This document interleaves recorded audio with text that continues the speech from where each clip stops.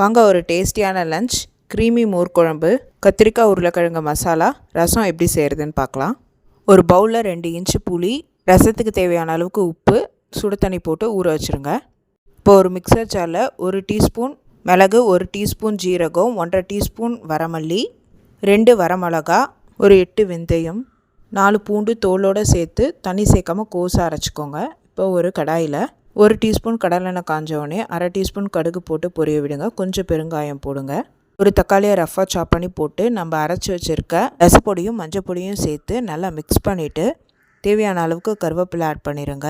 இப்போ நம்ம கரைச்சி வச்சுருக்க புளியை ஆட் பண்ணிவிட்டு ஒரு கொதி வந்தோடனே உப்பு காரம் கரெக்டாக இருக்கான்னு செக் பண்ணிங்கன்னா டேஸ்டியான ரசம் ரெடி. செஞ்சு பாருங்கள்.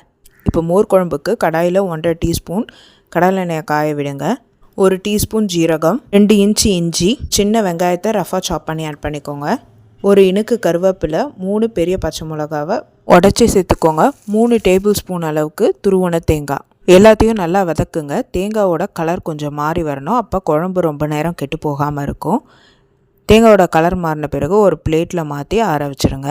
குக் பண்ண ஆரம்பிக்கும் போதே 1 டீஸ்பூன் அரிசி, 1 டீஸ்பூன் தோரம் பருப்பை கழுவிட்டு சுடு தண்ணியில் ஊற வச்சுருந்தேன். இப்போ ஆறின எல்லாத்தையும் மிக்சர் ஜாரில் சேர்த்து அரிசியும் தோரம் பருப்பு அந்த தண்ணியோடு சேர்த்து 1/2 டீஸ்பூன் மஞ்சள் பொடி போட்டு மைய அரைச்சிக்கோங்க. இப்போ கடாயில் 1 டேபிள் ஸ்பூன் கடலெண்ணெய் காஞ்ச உடனே 1/4 டீஸ்பூன் கடுகு போட்டு பொரிய விடுங்க.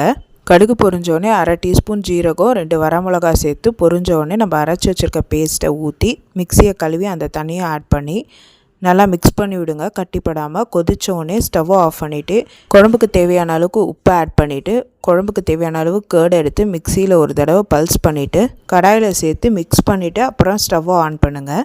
இப்போ தேவையான அளவு கருவேப்பிலை போட்டு நல்லா கொதிச்சோடனே க்ரீமியான மோர் குழம்பு நம்மளுக்கு ரெடி.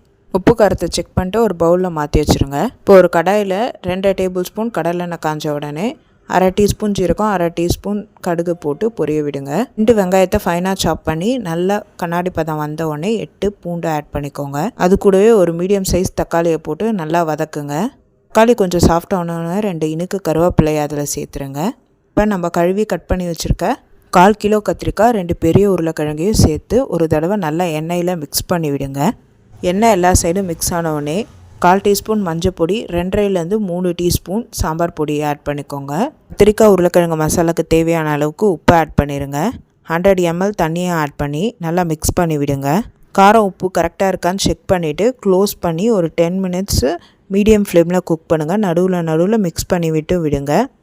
தண்ணி நல்லா சுண்டி காய் வெந்த பிறகு டேஸ்டியான உருளைக்கிழங்கு கத்திரிக்காய் மசாலா ரெடி. செஞ்சு பார்த்து எப்படி இருக்குன்னு சொல்லுங்கள்.